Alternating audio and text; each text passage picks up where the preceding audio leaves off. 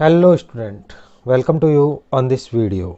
आज के इस वीडियो को स्टार्ट करने से पहले आपको वीडियो का इंट्रोडक्शन दे देते हैं। तो स्टूडेंट्स, जैसा कि आपको स्क्रीन पे दिख रहा है, आज का जो हमारा ये वीडियो है आपकी क्लास 12th की लेखा शास्त्र की जो भाग फर्स्ट की बुक है उसमें पहले चैप्टर के उदाहरण नंबर 12 को इस वीडियो में सॉल्व करेंगे। तो पहले चैप्टर का जो ये उदाहरण नंबर 12 है ये आपके पेज नंबर 37 पर दिया गया है, जिसका सॉल्यूशन हम इस वीडियो में समझेंगे। तो स्टूडेंट्स, स्टार्ट करते हैं आज का वीडियो। उदाहरण नंबर 12 में हमें बताया गया है, दिए गए प्राप्ति एवं भुगतान खाते की सहायता से आय व्यय खाता और तुलन पत्र हमें तैयार करना है।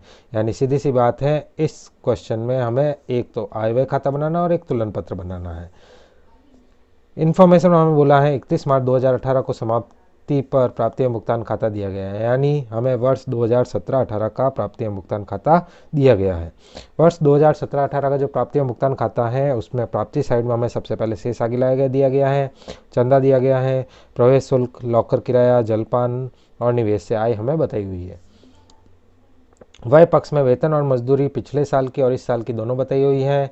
विभिन्न व्यय बताए हुए हैं, पूर्ण स्वामित्व भूमि बताई हुई है, लेखन सामग्री बताई हुई है, दर बताया हुआ है, जलपान एवं व्यय बताए हुए हैं, दूरभाष व्यय बताए हुए हैं, निवेश बताया हुआ है और अंकेक्षण फीस बता के शेष आगे ले जाया गया बताया हुआ है। अब इसके बाद हमें अतिरिक्त सूचना में क्या क्या इन्फॉर्मेशन दी गई है। अतिरिक्त सूचना में जो हमें पहली चीज़ बताई हुई है वो है संस्था के कुल 1800 सदस्य हैं तथा प्रत्येक द्वारा वार्षिक चंदा 200 रुपये भुगतान किया जाता है। तो इस इन्फॉर्मेशन से हमें पता चलता है कि 1800 सदस्य हैं, एक सदस्य पूरे साल का 200 रुपये देगा, तो 1800 इंटू 200 करने से हमें सीधी सी पता चल जाती है कि 3,60,000 रुपये हमारा सदस्यों से चंदा प्राप्त होगा।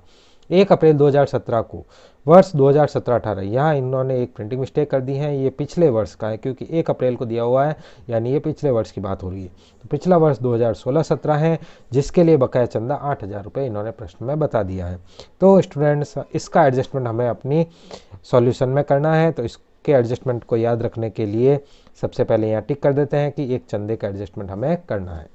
चंदे के बाद अगली पॉइंट हमें दी हुई है, 31 मार्च 2018 को जून 18 तक का दर अग्रिम भुगतान किया गया है। जून 18 तक का सीधा सा मतलब है मार्च से लगा के जून तक, यानी अप्रैल, मई और जून 3 महीने का एडवांस हमें दिया हुआ है।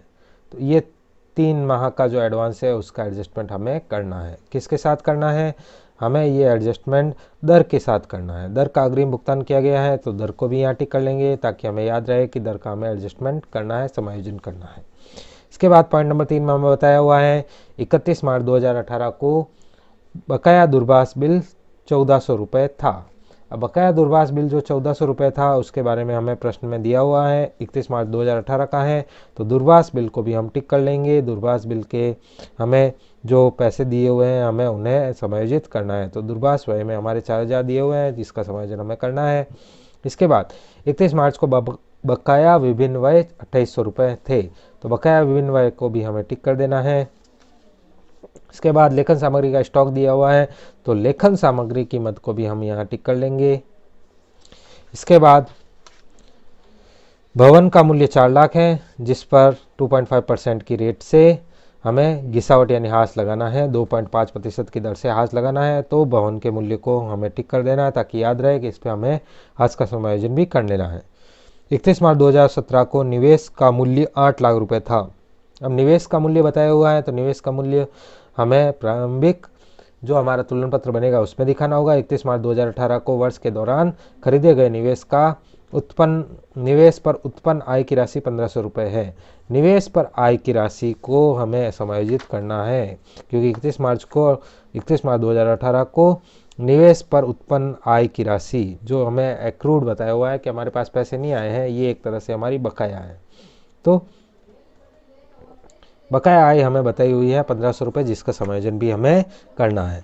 तो इस तरह से इसको भी हम निवेश पर आय के साथ समायोजित कर लेंगे। तो स्टूडेंट्स, यहाँ जो भी मदें हमें समायोजित करनी थी हमने वो सारी टिक कर दी है। समायोजन के बाद अभी हम आगे बात करते हैं इसके सॉल्यूशन की। इसका सॉल्यूशन स्टार्ट करने से पहले आपको बता दूं कि अगर आपने इसकी थ्योरी नहीं पढ़ी है, इसके पिछले एग्जांपल्स सॉल्व नहीं किए हैं और आपको इसके एग्जांपल्स या मेथड समझ में नहीं आए हुए हैं, तो इन सभी का लिंक आपको वीडियो के डिस्क्रिप्शन में मिल जाएगा, जहां से आप इससे रिलेटेड सारे टॉपिक्स के नोट्स हैं, थ्योरी है, वो समझ सकते हैं। तो उनके बाद आप इस वीडियो को अगर सॉल्व करेंगे या समझेंगे तो आपको आसानी रहेगी। तो स्टूडेंट्स, अभी बात करते हैं आगे। उदाहरण नंबर 12 में मुझे आय व्यय खाता और तुलन पत्र बनाने को कहा गया है। आय व्यय खाता और तुलन पत्र दोनों वर्ष के अंत के जो हमारे वित्तीय विवरण होते हैं उन्हें तैयार करने के लिए हमें वर्ष के प्रारंभ का तुलन पत्र चाहिए होता है। तो अगर आपको कोई दूसरा समायोजन करना है चाहे नहीं करना है, वो तो आपके ऊपर डिपेंड करता है, लेकिन एक समायोजन तो आपको करना ही पड़ेगा और वो समायोजन होगा वर्ष के प्रारंभ का तुलन पत्र बनाने का। तो एक वर्किंग नोट या एक कार्यशील टिप्पणी तो हमें इस बारे में करनी होगी। तो स्टूडेंट्स, इस वीडियो के सॉल्यूशन में या इस एग्जाम्पल के सॉल्यूशन में सबसे पहले हम वर्ष के प्रारंभ का तुलन पत्र बनाएंगे। वर्ष के प्रारंभ का तुलन पत्र बनाने के लिए एक फॉर्मेट जो आपकी स्क्रीन पर अभी दिख रहा है, इस फॉर्मेट में आपको वर्ष का प्रारंभिक तुलन पत्र बनाना होगा। सबसे ऊपर लिखा जाएगा 31 मार्च 2017 को संस्था का प्रारंभिक तुलन पत्र, यानी 31 मार्च 2017 जब वर्ष शुरू हो रहा था या पिछले वर्ष के अंतिम दिन को संस्था का जो तुलन पत्र है, या इसको हम 1 अप्रैल 2017 भी कह सकते हैं, उस दिन का संस्था का प्रारंभिक तुलन पत्र हमें बनाना है, जिसमें 2 पक्ष होंगे, एक तो दायित्व पक्ष और एक संपत्ति पक्ष। दोनों के साथ राशि का कॉलम भी मेंशन होगा जिसमें हमें एंट्रियां करनी होगी। तो इसमें हमें प्रविष्टि करने के लिए सबसे पहले हम प्राप्ति एवं भुगतान खाते को देखते हैं। प्राप्ति एवं भुगतान खाते की जो पहली मद है, शेष आगे लाया गया, ये वर्ष के प्रारंभ का रोकड़ शेष दिखाता है। वर्ष के प्रारंभ का रोकड़ शेष हमें 41,000 इससे पता चल जाता है। तो इस 41,000 रुपये को हम प्रारंभिक शेष के रूप में दिखाएंगे या प्रारंभिक रोकड़ शेष के रूप में दिखाएंगे। तो प्रारंभिक तुलन पत्र में हम रोकड़ शेष लिख देंगे, रोकड़ शेष की राशि हमें बताई हुई है 41,000 रुपये है, तो 41,000 रुपये की राशि हम यहाँ दिखा देंगे। रोकड़ शेष के बाद जो हमारी अगली मद है वो हमें दे रखी है कि चंदा 2016-17 का 7,200 रुपये बाकी है। अब चंदा 7,200 रुपये बाकी हैं, तो यहाँ आपको ये याद रखना है, अगर अतिरिक्त सूचना हमें इसके बारे में दी हुई है तो हमें उसे ध्यान रखना है, और अगर अतिरिक्त सूचना नहीं दी गई है तो इसी को हम बकाया मानते हुए लिख देंगे। अब चंदे का जो समायोजन है उसके लिए हमें टिक किया हुआ है, यानी इसके लिए अतिरिक्त सूचना दी गई है। अतिरिक्त सूचना में पॉइंट नंबर फर्स्ट में ही हमें बता दिया है कि 1800 सदस्य थे, 200 रुपये उनसे आने का है, और 1 अप्रैल 2017 का यानी वर्ष के प्रारंभ का पिछले वर्ष का बकाया चंदा 8,000 रुपये था। पिछले वर्ष का 8,000 था, जिसमें से इस वर्ष हमें 7,200 ही मिले हैं। तो वर्ष का जो प्रारंभिक तुलन पत्र होता है उसमें बकाया चंदा वर्ष के प्रारंभ का दिखाया जाता है। तो वर्ष के प्रारंभ का बकाया चंदा इस तरह से हमारे अतिरिक्त सूचना में हमें 8,000 रुपये बताया हुआ है। इस 8,000 रुपये को हम तुलन पत्र में दिखा देंगे। अब बकाया चंदा दिखाते समय हमें याद रखना है कि बकाया चंदा सदस्यों का दायित्व है और हमारा अधिकार है। हमारा अधिकार होने की वजह से ये हमारी संपत्ति मानी जाएगी, और संपत्ति मानने की वजह से इसे संपत्ति पक्ष में दिखाया जाएगा। तो संपत्ति पक्ष में हम प्रविष्टि कर देंगे बकाया चंदा। बकाया चंदा जिसकी राशि हमें पॉइंट नंबर 1 के अनुसार या अतिरिक्त सूचना 1 के अनुसार 8,000 रुपये लिख देना है। बकाया चंदे के बाद अगली चीज़ अगर हम प्राप्ति पक्ष में देखें तो ऐसी कोई मद नहीं है जिसका लेखा प्रारंभिक तुलन पत्र में हो सकता है। तो भुगतान पक्ष की मदें देखने पर हमें पता चलता है कि भुगतान पक्ष में वेतन और मजदूरी में पिछले वर्ष के 4,800 रुपये भी आए हुए हैं। इसका सीधा सा तात्पर्य है पिछले वर्ष कम से कम 4,800 रुपये तो बाकी थे ही थे, जिसका हमने इस वर्ष भुगतान किया है। अब इसके ऊपर टिक नहीं है, यानी अतिरिक्त सूचना इससे रिलेटेड कुछ नहीं दे रखी है, कोई अतिरिक्त सूचना नहीं है। तो इसी सूचना को हम आधार मानते हुए ये कह देंगे कि पिछले वर्ष का वेतन और मजदूरी का 4,800 रुपये बकाया था, जिसे हमने इस वर्ष चुकाया है, क्योंकि ये भुगतान पक्ष में दिया हुआ है। तो इस वर्ष चुकाया है, पिछले वर्ष हमारा बकाया था, तो ये हमारा दायित्व था कि हमें चुकाना था, लेकिन हम चुका नहीं पाए। अब हमारा दायित्व बाकी रह गया, तो इसे हमें दायित्व पक्ष में दिखाना पड़ेगा। इस तरह से बकाया वेतन और मजदूरी के 4,800 रुपये वर्ष के प्रारंभिक तुलन पत्र में दायित्व पक्ष में दिखाए जाएंगे। तो इसका हम नाम लिख देंगे बकाया वेतन एवं मजदूरी, बकाया वेतन एवं मजदूरी।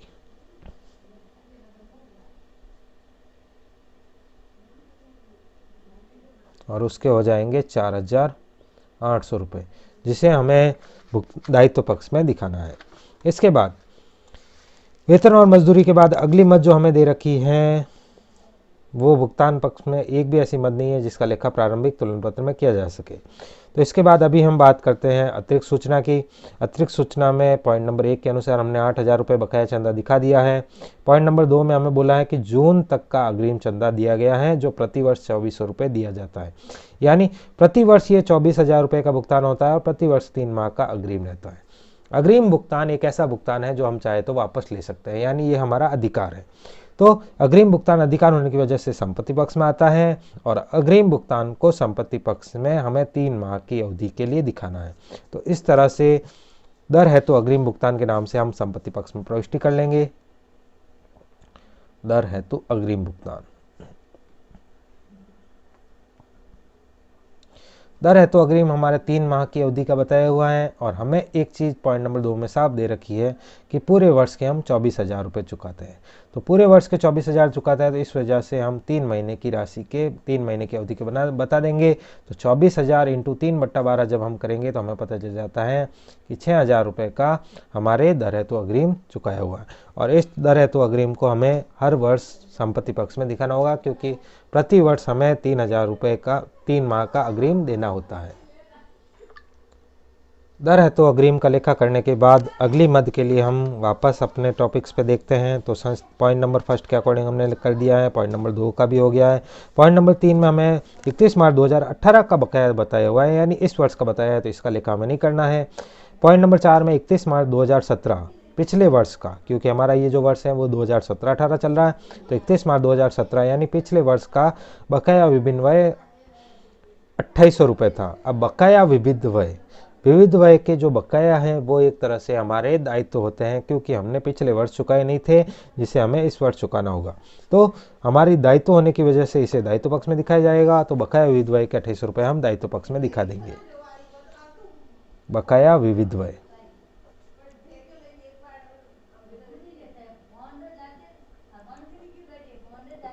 बकाया विभिन्न व्यय के 2800 रुपये हम यहाँ दिखा देंगे। बकाया विभिन्न व्यय के बाद अगला जो हमें अतिरिक्त सूचना में बताया हुआ है वो है 31 मार्च 2017 को लेखन सामग्री का स्टॉक 2000 था और 31 मार्च 18 को 3600 रुपये था। इस तरह से ये प्रारंभिक और अंतिम स्टॉक की यहाँ बात हो रही है। तो प्रारंभिक स्टॉक प्रारंभिक तुलन पत्र में जाता है, अंतिम स्टॉक अंतिम तुलन पत्र में जाता है। तो वो लेखन सामग्री का प्रारंभिक स्टॉक 2000 रुपये हम प्रारंभिक तुलन पत्र में संपत्ति पक्ष में लिखेंगे, क्योंकि स्टॉक हमारी संपत्ति है। तो इस तरह से प्रारंभिक लेखन सामग्री का स्टॉक या लेखन सामग्री का स्टॉक के नाम से हम प्रविष्टि कर देंगे। तो लेखन सामग्री का स्टॉक, लेखन सामग्री का जो स्टॉक है उसे हमें 2000 रुपये से प्रविष्ट कर देना है। तो 2000 रुपये से इसकी प्रविष्टि हो जाएगी। लेखन सामग्री का स्टॉक होने के बाद अगली जो मद हमें दे रखी है, प्रारंभिक स्टॉक का हमने लेखा कर लिया है। इसके बाद हम बात करते हैं अंतिम स्टॉक की। तो अंतिम स्टॉक को हम इसमें नहीं दिखाते हैं, उसे अंतिम तुलन पत्र में दिखाते हैं। पॉइंट नंबर 6 में हमें बोला है कि 31 मार्च 2017 को भवन का मूल्य 4 लाख रुपए था तथा इस पर हमें हाश चार्ज करना है। अब 31 मार्च 2017 की मद है, तो इस तरह से ये सीधी सी बात है, इस पर हमें 31 मार्च 2017 के मद के रूप में इसे प्रारंभिक तुलन पत्र में दिखाना होगा। अब भवन हमारी संपत्ति है, तो इसे हम संपत्ति पक्ष में दिखाएंगे। तो संपत्ति पक्ष में हम प्रविष्टि कर देंगे भवन, और भवन की राशि हमारे आ जाएगी 4 लाख रुपए। भवन के बाद हमें बोला है 31 मार्च 2017 को निवेश 8 लाख रुपए था। अब निवेश जो 8 लाख रुपए था उसे भी हम दिखा देंगे विनिवेश या विनियोग के नाम से। याद रखिएगा, विनियोग को विनिवेश भी कहा जाता है, जिसकी राशि 8 लाख रुपए हम लिख देंगे। इसके बाद 31 मार्च 2018 को वर्ष के दौरान खरीदे गए निवेश पर उत्पन्न आय की राशि 1500 रुपये थी, जो बकाया है। इसका हमें इस प्रारंभिक तुलन पत्र में कोई लेखा नहीं करना है। तो यहाँ हमारा ये प्रारंभिक तुलन पत्र पूरा हो जाता है। अब प्रारंभिक तुलन पत्र समाप्त हो जाने के बाद इसकी टोटल कर लेंगे, और जिस तरफ हमारा ये बैलेंस बचता है उस तरफ हमें सामान्य संचय या पूंजीगत संचय के नाम से प्रविष्टि कर देनी है। अब जो एनसीईआरटी की बुकें हैं उसमें ज़्यादातर सामान्य संचय वर्ड यूज होता है, तो सामान्य संचय के नाम से हम यहाँ प्रविष्टि कर देंगे। आप सामान्य संचय यूज न करके अगर आप चाहते हैं पूंजीगत संचय नाम यूज लें, तो आप उसे भी काम में ले सकते हैं। और ये हमारे शेष की राशि होगी जो हमें पूंजीगत संचय या सामान्य संचय के रूप में दिखानी होगी। तो इसकी राशि निकालने के लिए सबसे पहले हम संपत्ति पक्ष का योग करेंगे। संपत्ति पक्ष में पहली मद है वो है 41,000, उसके बाद हमें दे रखा है 8,000, उसके बाद आया था 6,000, उसके बाद आया था 2,000, उसके बाद आया था 4 लाख रुपए और उसके बाद अंतिम मद के रूप में 8 लाख रुपए हमने प्रविष्ट किया था। और इस तरह से हमारे प्रारंभिक तुलन पत्र हैं उसकी सभी मदों का योग आ रहा है 12,57,000 रुपये। 12,57,000 रुपये में से हम दायित्व पक्ष की मद घटा देंगे। तो दायित्व पक्ष की जो हमारी मद है वो है 4,800 रुपये और 2,800 रुपये।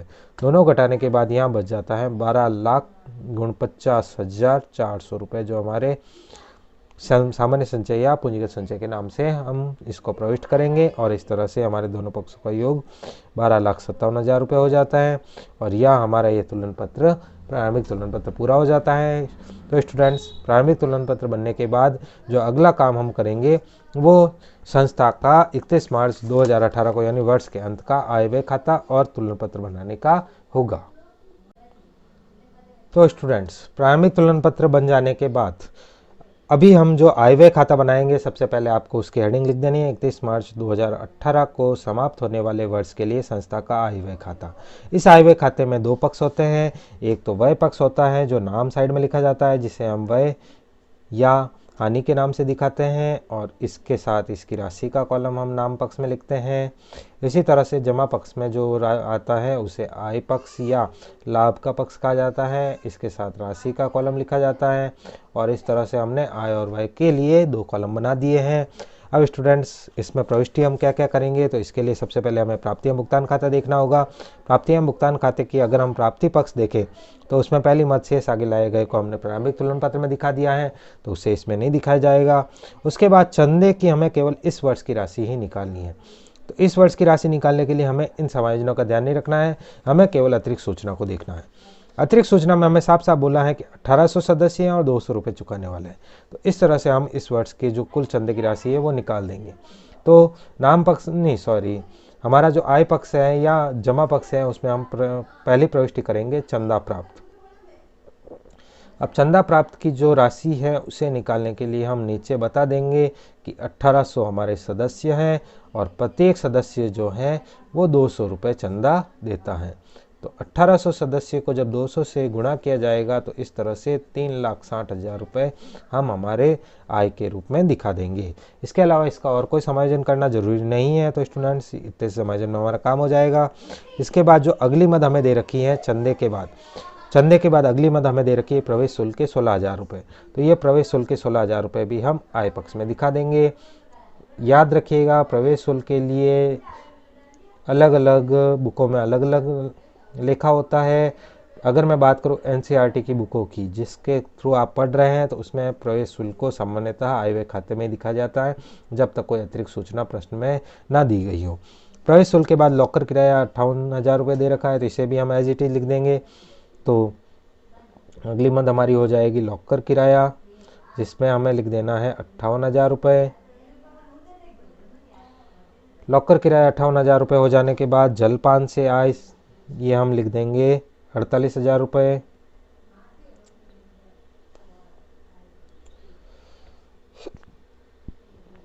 जलपान से आय 48,000 रुपये लिख लेने के बाद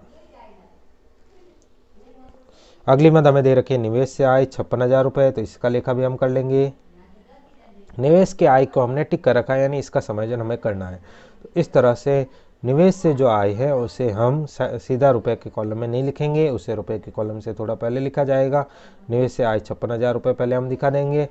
अब हमें इसके बारे में अंतरिम समायोजन या अंतिम अतिरिक्त सूचना दी गई थी कि 31 मार्च 2018 को खरीदे गए निवेश पर उत्पन्न आय 1,500 रुपये थी।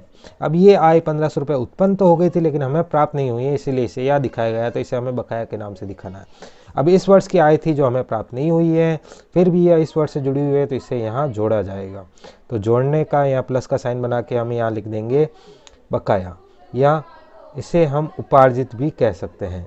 बकाया में हम 1,500 रुपये को लिख देंगे और इस तरह से हमारी जो टोटल है वो हो जाएगी 57,500 रुपये। 57,500 रुपये का हमने बकाया का समायोजन इसमें कर लिया है। इसके बाद हमारी संपत्ति प्राप्ति पक्ष की सारी मदें हमने देख ली है। तो अभी हम बात करते हैं भुगतान पक्ष की मदों के बारे में। तो भुगतान पक्ष की जो पहली मद हमें दे रखी हैं वह है वेतन एवं मजदूरी, जिसमें इस वर्ष के सिर्फ 83,200 रुपये थे। तो हमें सिर्फ इस वर्ष की राशि का ही लेखा करना है। तो व्यय पक्ष में हम मद का नाम लिखेंगे वेतन एवं मजदूरी। वेतन एवं मजदूरी में हम इस वर्ष की राशि 83,200 रुपये लिख देंगे। वेतन एवं मजदूरी के बाद विभिन्न व्यय के 37,000 रुपये लिखे जाएंगे। विविध व्यय को हमने टिक कर रखा है, तो इससे जुड़ा हुआ अतिरिक्त समायोजन भी हमें करना है। विभिन्न व्यय हमारे दे रखे हैं 37,000 रुपये। सबसे पहले हम इसे लिख देंगे। अब टिक करने की वजह से नीचे इसका जो अतिरिक्त समायोजन हमें दे रखा है, अतिरिक्त सूचना वो दे रखी है। उसमें पॉइंट नंबर 4 में हमें साफ बोला है 31 मार्च 2017 को बकाया विविध व्यय 2800 रुपये थे। बकाया विविध व्यय वर्ष की शुरुआत में 31 मार्च 2017 को बकाया व्यय 2800 रुपये थे। जो इस वर्ष के थे वो 2800 रुपये थे। तो हमें यहाँ एक बात आपको बता दूं, 31 मार्च 2017 की बात हो रही है। तो ये 37,000 रुपये जो हमने भुगतान किया है उसमें 31 मार्च 2017 पिछले वर्ष के जो बकाया व्यय हैं वो 2800 रुपये हैं। अब पिछले वर्ष के जो बकाया व्यय 2800 रुपये हैं वो इस वर्ष की आय में शामिल नहीं होते हैं, इस वजह से इसे हमें घटाना पड़ेगा। तो विविध व्यय में से हम बकाया जो पिछले वर्ष का बकाया है उसे लेस कर देंगे, जिसके लिए यहाँ लिखा जाएगा पिछला बकाया। और पिछला बकाया जो है उसमें हम राशि में लिख देंगे पिछले वर्ष का बकाया विविध व्यय 2800 रुपये हैं। तो इस 2800 रुपये को यहाँ लिख दिया जाएगा और पीछे बचने वाले 34,200 रुपये का हम लेखा कर लेंगे। अब विविध व्यय हो जाने के बाद अगली मद हमें दे रखी है पूर्ण स्वामित्व भूमि। पूर्ण स्वामित्व भूमि एक संपत्ति है, तो इसका लेखा आय व्यय खाते में नहीं होता है। लेखन सामग्री 16,000 रुपये का हम लेखा कर लेंगे। लेखन सामग्री 16,000 रुपये के साथ हमने टिक कर रखा है, यानी इसके लिए भी हमें समायोजन ध्यान रखना है। 16,000 रुपये में अगर मैं बात करूँ समायोजन की, तो समायोजन के लिए नीचे हमें पॉइंट नंबर 5 में साफ साफ दे रखा है कि 31 मार्च को लेखन सामग्री का स्टॉक 2,000 रुपये था और 31 मार्च 2018 को यह 3600 रुपये था। 17 की अगर बात करें तो वो प्रारंभिक स्टॉक था और 18 का स्टॉक अंतिम स्टॉक था। तो स्टूडेंट्स, अगर आपने मेरे पिछले वीडियोस देखे तो आपको पता है कि अगर हम सामग्री के उपभोग का समायोजन अगर हम करते हैं तो वहाँ प्रारंभिक स्टॉक तो जुड़ता है और अंतिम स्टॉक घटता है। तो इस तरह से लेखन सामग्री का जो प्रारंभिक स्टॉक है उसे तो जोड़ा जाएगा और अंतिम स्टॉक को यहाँ घटा दिया जाएगा। तो प्रारंभिक स्टॉक के 2,000 रुपये तो हम जोड़ देंगे और अंतिम स्टॉक के जो हमारे पास रुपए हैं 3600 रुपये उसे घटा दिया जाएगा। और इस तरह से प्रारंभिक स्टॉक और अंतिम स्टॉक का समायोजन करने के बाद 3,600 रुपये, जिसका समायोजन करने के बाद हमारी जो राशि बचेगी वो हो जाएगी 14,400 रुपये, जिसका हम लेखा यहाँ कर देंगे। इसके बाद अगली मद अगर हम बात करें लेखन सामग्री के बाद हमें दे रखा है दर के 24,000 रुपये दे रखे हैं। तो दर का लेखा हम पहले कर लेंगे 24,000 रुपये और उसके साथ भी हमने टिक कर रखा है, तो इसका मतलब इसका भी हमें अतिरिक्त समायोजन करना है, अतिरिक्त सूचना को देखना है। तो अतिरिक्त सूचना में आपको पॉइंट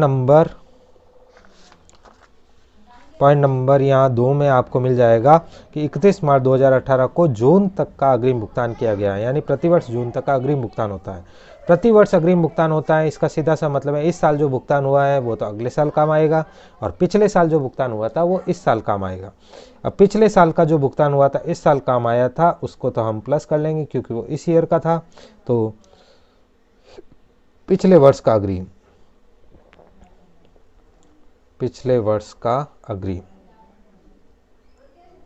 इसमें तो हम 6,000 रुपये प्लस कर लेंगे। ये 6,000 रुपये हमने कहाँ से निकाले हैं, तो इसका सीधा सा आपको बता दूं, जब हमने प्रारंभिक तुलन पत्र बनाया था तो दर है तो अग्रिम के 3 महीने की राशि हमने निकाल ली थी। पूरे साल की 24,000 रुपये थी, तो 3 महीने का इंटू 3/12 करके 6,000 रुपये निकल गया था। ये पिछले वर्ष का अग्रिम था जो इस वर्ष काम आया, इसलिए इसे जोड़ देंगे। और इस वर्ष का जो अग्रिम है जो अगले वर्ष काम आएगा उसे हम इसमें से घटा देंगे। इस वर्ष का अग्रिम उसे घटा दिया जाएगा 6,000 रुपये के नाम से। अब इस तरह से इसकी जो राशि है वो 24,000 आ जाएगी। और आप चाहे तो इसे नीचे सूचना में दिखा सकते हैं 3 माह का अग्रिम, ताकि आपको इसमें कोई कन्फ्यूजन न रहे कि ये राशि आई कहाँ से थी। 3 माह का अग्रिम हमने दिखा दिया है। 3 माह का अग्रिम 6,000 रुपये था, जिसका समायोजन करने के बाद प्रति वर्ष के हिसाब से इस वर्ष के 24,000 रुपये बनते हैं। अब स्टूडेंट्स, इतना हो जाने के बाद दर के बाद जो हमारी अगली मद है वो हमें दे रखी है जलपान हेतुव्यय। तो जलपान हेतुव्यय का कोई समायोजन नहीं है, तो इसको हम एज इट इज लिख देंगे। तो जलपान हेतुव्यय,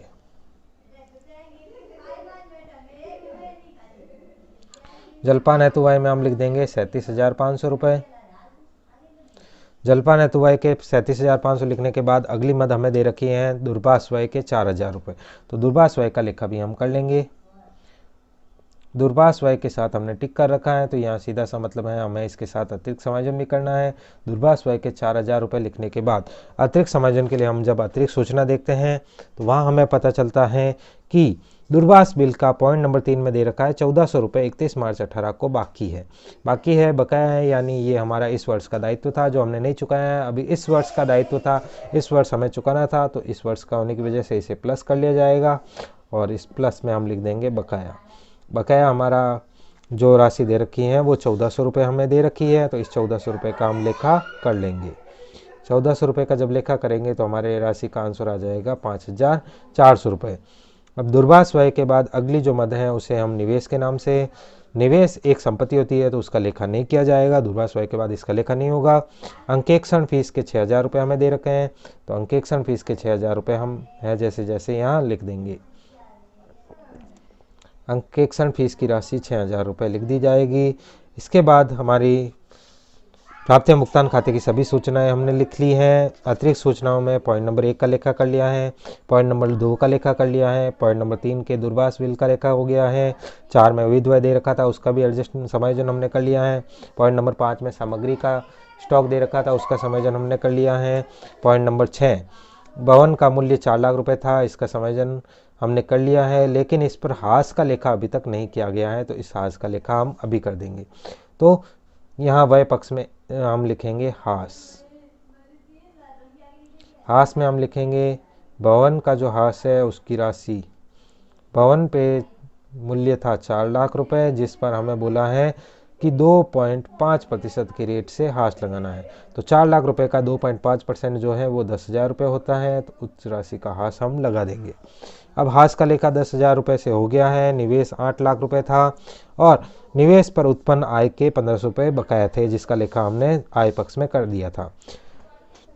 इस तरह से हमने सभी मदों का लेखा कर लिया है। आय के और व्यय के सभी मदों का लेखा हो जाने के बाद अभी हम बात करते हैं इनकी टोटल की। तो पहले बात करता हूँ व्यय पक्ष का योग लगाने की। तो व्यय पक्ष में जो मदें हैं उनका योग करने के लिए पहले हम लेते हैं 3,60,000 रुपये। सॉरी, आय पक्ष में जो मदें हैं उनका योग करने के लिए सबसे पहले आय पक्ष की पहली मद 3,60,000 रुपये लेंगे, उसमें फिर 16,000 रुपये जोड़े जाएंगे, फिर उसमें 58,000 रुपये का लेखा होगा, 58,000 के बाद 48,000 और अंत में 57,500 रुपये जुड़ने के बाद हमारी जो टोटल आती है वो आ जाती है 5,39,500 रुपये।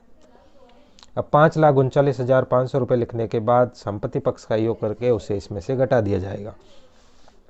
पहले बात करते हैं संपत्ति पक्ष का योग कितना है। तो संपत्ति पक्ष के योग के लिए 83,200 रुपये, 83,200 रुपये के बाद प्लस करेंगे इसमें 34,200 रुपये, 34,200 रुपये के बाद इसमें जोड़े जाएंगे 14,400 रुपये, 14,400 रुपये के बाद इसमें जोड़े जाएंगे 24,000 रुपये, 24,000 रुपये के बाद इसमें जोड़े जाएंगे 37,500 रुपये, 37,500 रुपये के बाद इसमें जोड़ेंगे 5,400 रुपये और 5,400 रुपये के बाद 6,000 रुपये और अंतिम मद के रूप में 10,000 रुपये जोड़ दिए जाएंगे। और इस तरह से हमारे जो व्यय पक्ष है उसका योग आया है 2,14,700 रुपये। अब यहाँ आपको क्लियरली पता चल रहा है कि आय पक्ष का योग व्यय पक्ष के योग से ज़्यादा है। तो व्यय पक्ष के 2,14,700 रुपये जो हैं वो आय पक्ष के 5,39,500 रुपये में से घटा दिए जाएंगे और इस तरह से हमारा जो शेष है वो आ जाएगा 3,24,800 रुपये।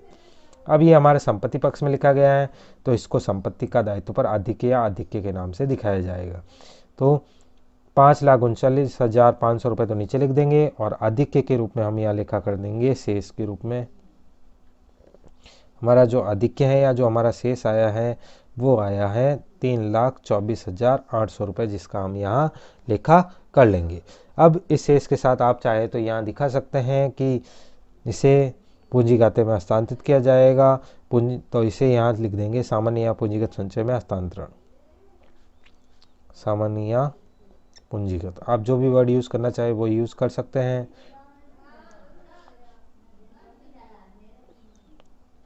और इस तरह से हमारा आय व्यय खाता भी यहाँ पूरा हो जाता है। तो आय व्यय खाता पूरा हो जाने के बाद अगला जो हम इसका उत्तर निकालेंगे वो होगा हमारा तुलन पत्र बनाना, जिसका लेखा हम अभी करेंगे। तो स्टूडेंट्स, अभी तक हमने उदाहरण नंबर 12 के प्रारंभिक तुलन पत्र को बना दिया था। प्रारंभिक तुलन पत्र को बनाने के बाद हमने 31 मार्च 2018 को समाप्त वर्ष का इसका आय व्यय खाता बना दिया था। आय व्यय खाता बनने के बाद अभी हम बात करते हैं इसके तुलन पत्र की। तो सबसे ऊपर हेडिंग लिखा जाएगा 31 मार्च 2018 को समाप्त होने वाले वर्ष के अंत में संस्था का तुलन पत्र, यानी 31 मार्च 2018 का तुलन पत्र, वर्ष का अंतिम तुलन पत्र या अंतिम तुलन पत्र के नाम से इसको हम लिख सकते हैं, जिसमें दो पक्ष होते हैं, एक दायित्व पक्ष और दूसरा पक्ष होता है संपत्ति पक्ष, जिसमें हम लेखा करेंगे। तो अंतिम लेखा करने के लिए सबसे पहले हम प्राप्ति एवं भुगतान खाते को देख लेते हैं। प्राप्ति एवं भुगतान खाते की कौन कौन सी मद इसमें लिखी जाएगी। तो प्राप्ति एवं भुगतान खाते की जो पहली मद है शेष आगे लाया गया, ये संपत्ति पक्ष में लिखी जाती है प्रारंभिक तुलन पत्र के। उसी तरह से इसकी अंतिम मद के रूप में शेष आगे ले जाए गए 53,300 रुपये को हम अंतिम तुलन पत्र में संपत्ति पक्ष में दिखा देंगे। तो इसको हम रोकड़ शेष के नाम से दिखाएंगे। तो यहाँ हमारा रोकड़ शेष है, उसकी राशि आ जाएगी 53,300 रुपये। ये 53,300 रुपये का हमने लेखा कर लिया है। इसके बाद हमें बोला है कि चंदे के 18-19 के यानी वर्ष 2018-2019 के 12,000 रुपये अग्रिम आए थे। अग्रिम सूचना हमें चंदे की मद से पता चलती है 12,000 रुपये हैं। तो ये अग्रिम की राशि हमें दायित्व पक्ष में दिखानी होगी, क्योंकि हमारे पास अग्रिम आया हुआ है। सदस्य चाहे तो हमसे वो राशि वापस ले सकते हैं। तो इस तरह से चंदे है तो अग्रिम के नाम से हम दायित्व पक्ष में लेखा कर लेंगे। तो चंदे है तो अग्रिम जो है उसमें हम लिख देंगे 12,000 रुपये। चंदे है तो अग्रिम का लेखा होने के बाद प्रवेश शुल्क, लॉकर किराया, जलपान और निवेश, ये सारी हमारी संपत्ति पक्ष में, संपत्ति और दायित्व किसी पक्ष में नहीं लिखी जाएगी, इसे आय व्यय खाते में हमने लिख दिया है। वेतन एवं मजदूरी, विविध व्यय, सभी मदों का हमने लेखा कर लिया है। केवल एक मद हमारी बची है, पूर्ण स्वामित्व भूमि। पूर्ण स्वामित्व भूमि 60,000 रुपये थी, तो इसको हमें 60,000 रुपये की संपत्ति के नाम से दिखाना पड़ेगा। तो पूर्ण स्वामित्व भूमि को हम संपत्ति पक्ष में दिखा देंगे। तो इसे हम संपत्ति पक्ष में लिखेंगे पूर्ण स्वामित्व भूमि। पूर्ण स्वामित्व भूमि जिसकी राशि हमारे आएगी 60,000 रुपये। पूर्ण स्वामित्व भूमि का लेखा करने के बाद अगला निवेश के 2,50,000 रुपये हमें दे रखे हैं। एक निवेश हमें वर्ष के प्रारंभ में भी दिया हुआ था, पॉइंट नंबर 7 में, कि 8 लाख रुपये था। तो सर्वप्रथम हम इस 8 लाख रुपए का लेखा कर देंगे और उसके बाद हमने जो ये भुगतान के रूप में हमें निवेश दे रखा है 2,50,000 रुपये, इसको भी हम जोड़ देंगे क्योंकि ये हमारी संपत्ति है। तो यहाँ हम निवेश के नाम से प्रविष्टि करेंगे विनिवेश या विनियोग।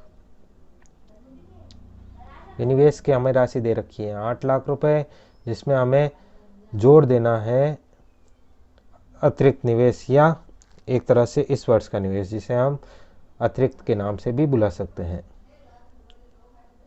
अतिरिक्त निवेश हमें बोला हुआ है 2,50,000 रुपये, तो इसको हम यहाँ प्लस कर देंगे। तो 8 लाख रुपए पहले के थे और 2,50,000 रुपये का हमने अभी खरीदा है, तो इस तरह से 10,50,000 रुपये हमारा निवेश का मूल्य हो जाता है। निवेश का लेखा हो जाने के बाद जो अगली मद है अंकेक्षण फीस, उसका लेखा होगा नहीं, शेष आगे ले जाया गया, हमने लिख दिया है। तो इस तरह से प्राप्तियां भुगतान खाते की सारी मदें हो गई है। अब हम बात करते हैं अतिरिक्त सूचनाओं की। अतिरिक्त सूचना में हमें पता चलता है 1800 सदस्य 200 रुपये के हिसाब से 3,60,000 रुपये चुकाएंगे, लेकिन अभी तक हमारे पास 3,37,600 रुपये ही आए हैं। एक सूचना हमें दे रखी थी कि 8,000 रुपये पिछले आने हैं, लेकिन पिछले हमें 7,200 ही मिले हैं। तो इस तरह से हमें पता चलता है कि हमारे चंदे के कुछ बकाया भी चल रहा है। तो बकाया का लेखा भी हमें इसमें करना होगा। चंदे के बकाया का लेखा करने के लिए सबसे पहले लिखा जाएगा बकाया चंदा, या आप इसे उपार्जित चंदा भी कह सकते हैं। बकाया चंदा जो है उसके लिए आपको सबसे पहले दिखाना है कि 8,000 रुपये जो पिछले वर्ष के हमें पॉइंट नंबर 1 में दिए हुए हैं, उसमें हमें पिछले वर्ष के सिर्फ 7,200 ही मिले हैं, प्लस इस वर्ष का बकाया, इस वर्ष का जो चंदा हमारे बन रहा है 1800 सदस्य का 200 रुपये के हिसाब से 3,60,000 रुपये बन रहा है, लेकिन इस वर्ष हमें 3,37,600 रुपये ही मिले हैं। तो इन दोनों को लिख देने के बाद इन दोनों का जो योग होगा वही हमारा बकाया चंदा होगा। तो पहले मैं बात करता हूँ इस वर्ष के कितने रुपए आने बाकी हैं। 3,60,000 रुपये इस वर्ष का कुल बन रहा है, उसमें से 3,37,600 रुपये ही हमें प्राप्त हुए हैं प्रश्न के अनुसार। तो इस प्रकार 22,400 रुपये इस वर्ष का बाकी है, और पिछले वर्ष के सीधा निकालने पर पता चलता है 8,000 में से 7,200 जाने पे सिर्फ 800 रुपये पिछला बाकी है। तो वो 800 रुपये इसमें जोड़ देंगे और इस तरह से 23,200 रुपये हमारा बकाया चंदा हो जाएगा। बकाया चंदा हो जाने के बाद जो अगली मद है उसका लेखा करने के लिए सबसे पहले हम देखते हैं हमारा अगला पॉइंट क्या कह रहा है। अगला पॉइंट हमें कह रहा है कि 31 मार्च 2018 को जून तक हमने अग्रिम चंदा दिया था, अग्रिम भुगतान कर दिया था दर का। तो दर का अग्रिम भुगतान मैंने आपको पहले ही कह दिया था, अग्रिम भुगतान है यानी हम इसे वापस ले सकते हैं, हमारा संपत्ति है, हमारा अधिकार है। तो अग्रिम दर है तो अग्रिम को हम संपत्ति पक्ष में दिखा देंगे, और दर है तो अग्रिम की राशि 6,000 रुपये हम 3 माह के अकॉर्डिंग दिखा देंगे, जिसका हमने पीछे अभी इसके कैलकुलेशन भी दिखाई थी। तो दर है तो अग्रिम में हम लिख देंगे सीधा 3 माह के 6,000 रुपये। ये 3 माह की राशि है जिसका हम पीछे गणना बता चुके हैं, तो इस 6,000 रुपये की गणना हमें यहाँ दिखाने की जरूरत नहीं है। इसके बाद 31 मार्च 2018 को बकाया दूरभाष बिल 1,400 रुपये बताया हुआ है। अब बकाया दूरभाष बिल है तो ये हमारा दायित्व है कि हमें चुकाना चाहिए। अब 31 मार्च 2018 को बकाया दूरभाष बिल था, हमारा दायित्व था, तो इसे हम दायित्व पक्ष में दिखा देंगे बकाया दूरभाष बिल के नाम से।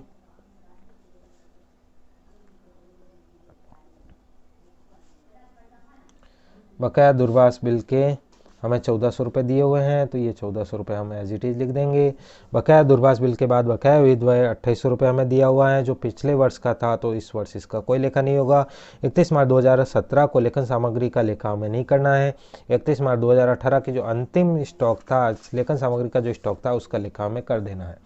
तो लेखन सामग्री का स्टॉक जो अंतिम हमें दे रखा है, वर्ष के अंत का स्टॉक 3,600 रुपये, उसका लेखा हम कर लेंगे 3,600 रुपये से। लेखन सामग्री के स्टॉक के बाद अगले हमें पॉइंट नंबर 6 में दिया हुआ है भवन 4 लाख रुपए था, जिस पे हमने 2.5% की रेट से अभी हाश लगाया था, जिसकी जो गणना राशि आई थी वो हमारे पास हाश भवन का 4 लाख का 2.5% की रेट से 10,000 रुपये आया था। तो इस 10,000 रुपये के हाश को घटा के हम शेष भवन का लेखा कर देंगे। तो भवन के सबसे पहले हम दिखाएंगे 4 लाख रुपए, और 4 लाख रुपए में से जो हाश हमने घटाया है उसका लेखा हम कर देंगे। 10,000 रुपये हाश घट जाएगा, और पीछे जो 3,90,000 रुपये हमारे पास बचते हैं वो हम संपत्ति पक्ष में दिखा देंगे। इसके बाद हमें बोला है विनिवेश 8 लाख रुपये था, विनिवेश का लेखा हम ऊपर कर चुके हैं, तो इसका लेखा अभी हम वापस नहीं करेंगे।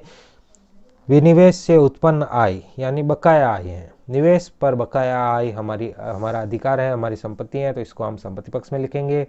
तो इसका लेखा हम निवेश पर बकाया आय के नाम से करेंगे। तो निवेश पर बकाया आय हमें दे रखी है 1,500 रुपये, इसका लेखा हम कर लेंगे। इसके बाद हमें 2 चीज़ों का लेखा अभी करना बाकी है। एक तो हमारा जो सामान्य संचय का शेष 12,49,400 रुपये दे रखा है, इसका लेखा करेंगे। तो सामान्य संचय के नाम से या आप चाहे तो पूंजीगत संचय के नाम से भी इसका लेखा कर सकते हैं। सामान्य संचय 12,49,400 रुपये लिख देंगे, और 12,49,400 रुपये सामान्य संचय लिखने के बाद हम देखेंगे आय व्यय खाते में हमारा अधिक्य क्या आया था। तो आय व्यय खाते में हमारा अधिक्य 3,24,800 रुपये आया था। इसकी जगह अगर इस पक्ष में न्यूनता आ जाती तो हमें उसे घटाना होता। अब न्यूनता आई नहीं है, अधिक्य आया है, तो इसे हम हमारा जो सामान्य संचय है उसमें 3,24,800 रुपये अधिक्य के जोड़ लेंगे। तो अधिक्य के नाम से 3,24,800 रुपये जोड़ दिए जाएंगे। 3,24,800 रुपये का लेखा जब इसमें प्लस किया जाएगा तो 12,49,400 रुपये प्लस 3,24,800 रुपये दोनों को जोड़ने के बाद हमारा जो योग है वो आ जाता है 15,74,200 रुपये। अब ये 15,74,200 रुपये हमारे दायित्व पक्ष में लिख दिए गए हैं। इस तरह से हमारी संपत्ति और दायित्व दोनों पक्ष की सारी मदें हमने लिख ली हैं। अब हम इनका योग कर लेंगे और हमारे तुलन पत्र का योग दोनों और का मिल जाता है तो हमारा प्रश्न यहाँ पूर्ण हो जाएगा। तो स्टूडेंट्स, पहले हम बात करते हैं दायित्व पक्ष की। दायित्व पक्ष में पहली मद दे रखी है 12,000 रुपये, उसके बाद दे रखे हैं 1,400 रुपये, उसके बाद हमारा आया था 15,74,200 रुपये। इस तरह से हमारे दायित्व पक्ष का जो योग आता है वो आएगा 15,87,600 रुपये। अभी हम बात करते हैं संपत्ति पक्ष की। तो संपत्ति पक्ष की पहली मद है 53,300 रुपये, इसके बाद दे रखा है 60,000 रुपये, इसके बाद हमारे आया था 10,50,000 रुपये, इसके बाद हमारे 23,200 रुपये का शेष आया था, इसके बाद 6,000 रुपये, 6,000 रुपये के बाद 3,600 रुपये, 3,600 रुपये के बाद 3,90,000 रुपये और 3,90,000 के बाद 1,500 रुपये। इस तरह से हमारे संपत्ति पक्ष का योग भी 15,87,600 रुपये आ जाता है। तो स्टूडेंट्स, यहाँ हमारे दोनों पक्षों का योग मिल गया है, यानी हमारा प्रश्न यहाँ पूरा हो जाता है और यह प्रश्न हमने अच्छे से कर लिया है। तो ये हमें इस योग के मिलने से पता चल जाता है। तो स्टूडेंट्स, यह हमारा उदाहरण नंबर 12 कंप्लीट हो जाता है। इस उदाहरण में सबसे पहले हमने प्रश्न को अच्छे से पढ़ा, इसके जो अतिरिक्त सूचना में बिंदु दे रखे थे उन बिंदुओं को हमने प्राप्तियां भुगतान खाते में टिक किया। इसके बाद हमने पहले वर्ष का प्रारंभिक तुलन पत्र बनाया, वर्ष के प्रारंभिक तुलन पत्र के बाद हमने आय व्यय खाता बनाया, आय व्यय खाते से आधिक्य निकाला गया तथा प्रारंभिक तुलन पत्र से सामान्य संचय निकाला गया। इसके बाद अंतिम तुलन पत्र बनने के बाद उनमें सामान्य संचय और आधिक्य का लेखा करके हमने दोनों पक्षों का योग किया और जिसका योग बराबर आके हमारा प्रश्न यहाँ खत्म हो जाता है। तो स्टूडेंट्स, यह हमारा वीडियो भी कंप्लीट हो जाता है। तो वीडियो के एंडिंग में आपसे यही कहूँगा कि अगर आपको हमारा ये वीडियो अच्छा लगा है तो आप इसे लाइक और शेयर कर सकते हैं। अगर आपको हमारा चैनल अच्छा लगा है तो आप इसे सब्सक्राइब करके हमें ज्वाइन भी कर सकते हैं। इसके अलावा अगर आपको हमारे इस वीडियो के या और वीडियोस के नोट्स चाहिए तो आप हमारे टेलीग्राम आईडी पे लॉगिन करके या टेलीग्राम आईडी को सब्सक्राइब करके टेलीग्राम चैनल को सब्सक्राइब करके वहाँ से इनके नोट्स डाउनलोड कर सकते हैं। इसके अलावा अगर आपको कोई डाउट है, सजेशन है तो आप हमें टेलीग्राम आईडी पे कांटेक्ट भी कर सकते हैं। इन सभी का लिंक आपको वीडियो के डिस्क्रिप्शन में मिल जाएगा। तो students, at end of video, thank you very much for watching this video. आपका वीडियो देखने के लिए धन्यवाद। Bye bye.